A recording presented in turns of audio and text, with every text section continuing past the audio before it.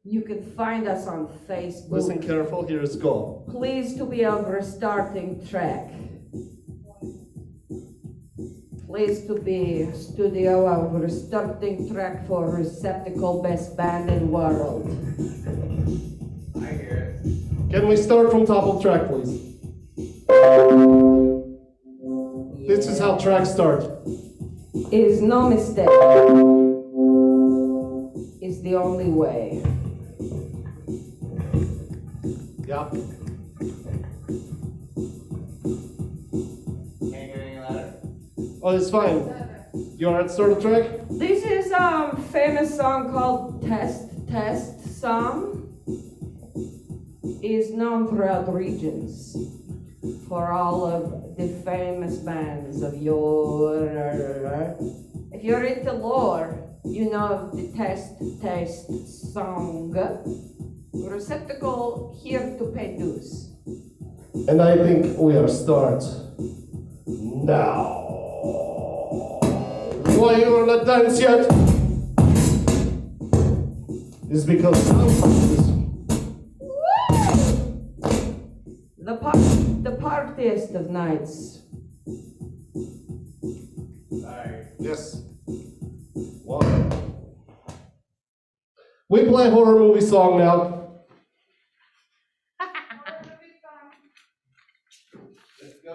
Sometimes we talk about how life is scary like horror movie. Sometimes we set up horror movie song, but track not work.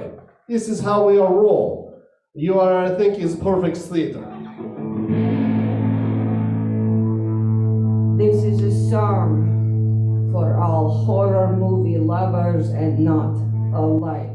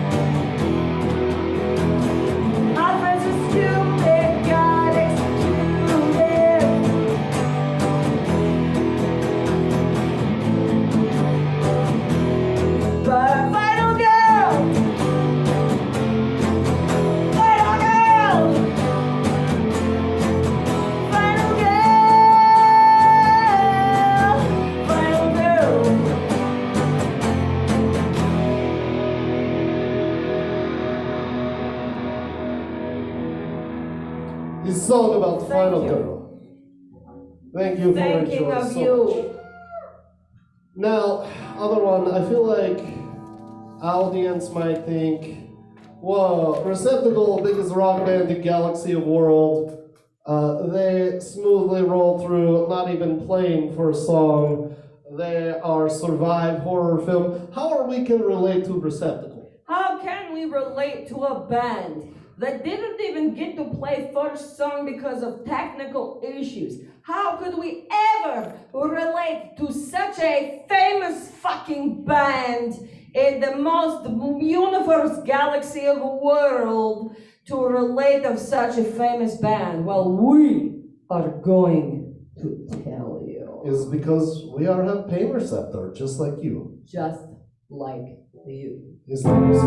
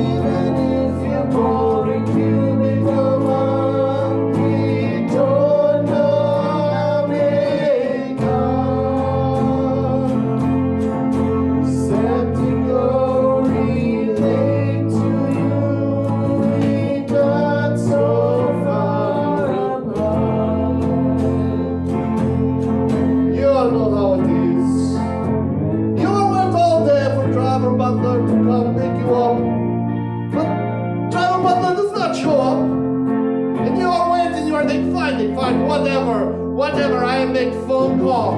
You call them and you say, why are you leaving me all alone? And they say, well, you are not telling me that we need a ride. I am not mind reader. And I ask, why are you not telling me you cannot read mind? Now I feel dumb and sad and alone, so alone, because we are happy.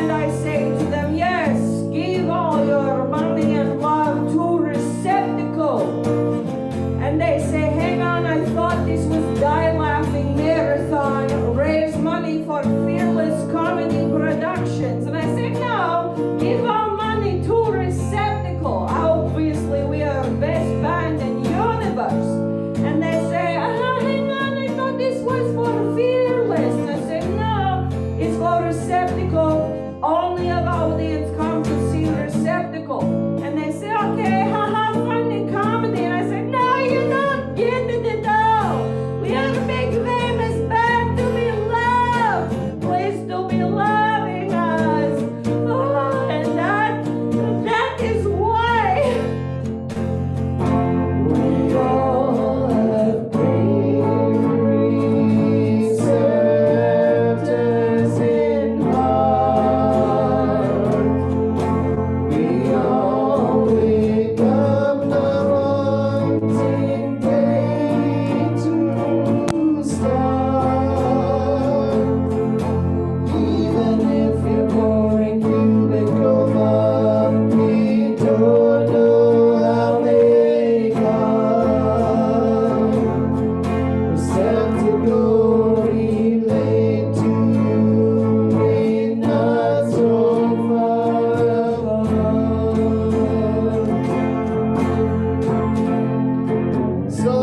am is a dean of Big Razor Bash, post-show party smash, and I am chatting with a very attractive audience member, and they are very attractive and look at me with eyes, and I think I am good to go home with audience and make smash bang tonight.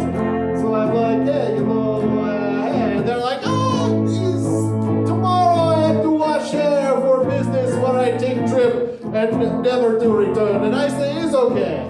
There's plenty of other sexy audience around, and then I look around, and all other sexy audience has gone home. I have talked too long. I am all alone. And there's moments like this that I remember that everyone have pain receptor. We all have pain receptors.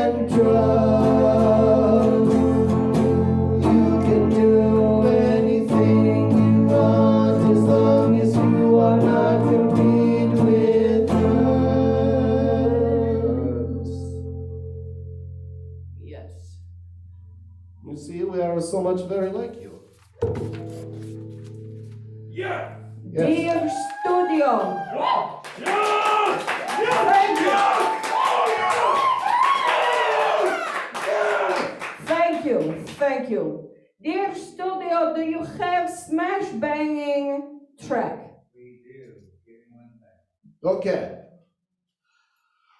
Oh, audience, have you ever wanted for smash bang? I know I do. I'm lonely. Ladies, please hit me up. I'm being serious. Please to be loving me. I am lonely. Is pandemic? Is it there? It's there. Please restart. Legit. Sorry. It's good and loud there. Okay, audience. We are good. Audience, prepare to have mind blown. I have no control here.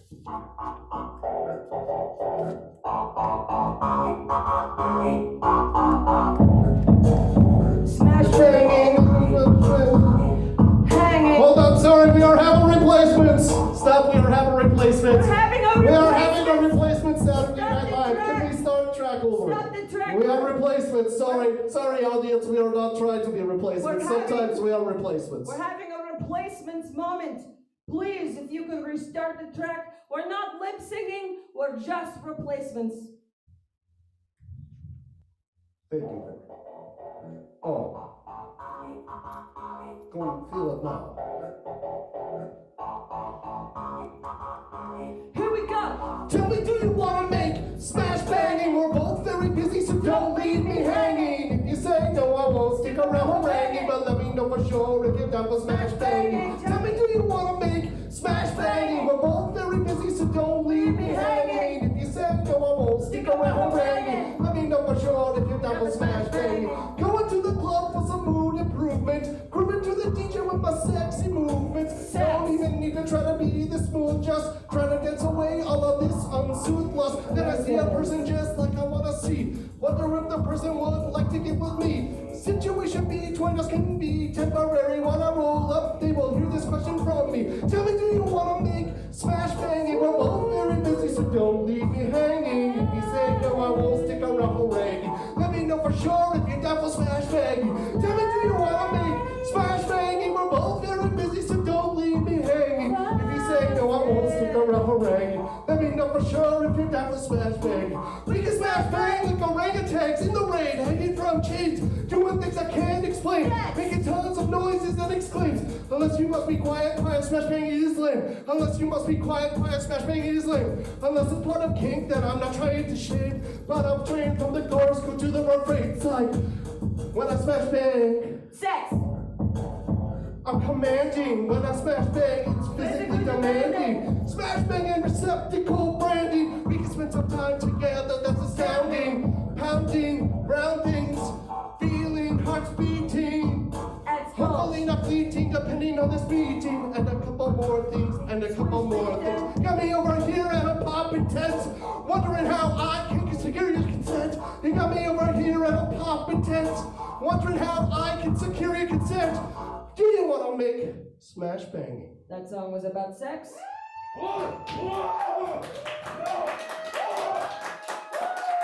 Other one, I think we are just have time for Big Banger. The Big Banger, right after the smash bang, you see? All right. Other one. You don't know how we are trying to have good time and be rock and roll, and someone is always getting in the way. Always. That person is Man in Uniform. Man in Uniform!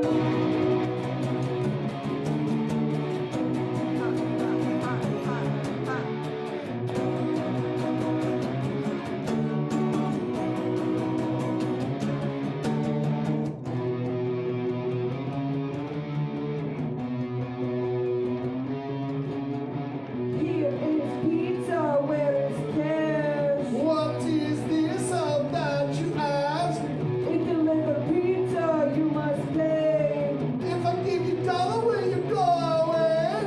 $1 not enough, you must give me more. Damn you, Man in Uniform! Damn you, Man in Uniform! Damn you, Man in Uniform! Damn you, Man in Uniform! Damn you, Man in Uniform!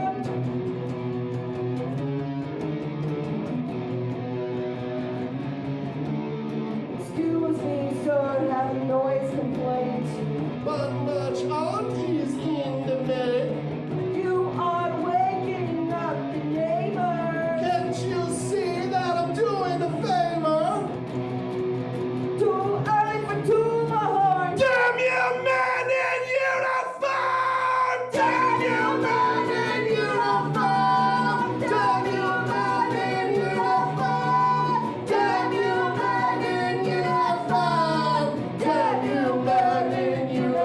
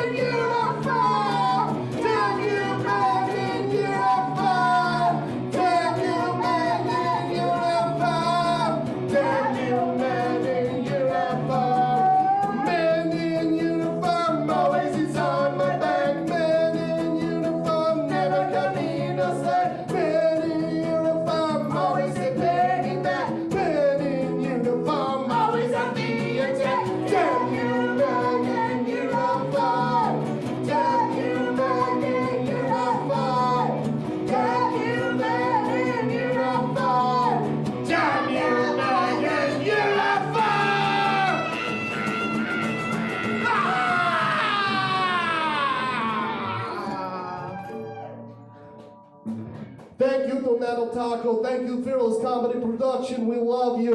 Bitch. Good night. Get into your receptacle.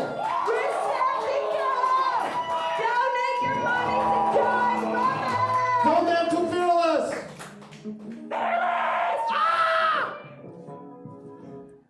Wow. I don't know what to say about that. I need to get that next album out, you know. That was just amazing. It looks like y'all want me to walk 20,000 steps, so I'm gonna do it.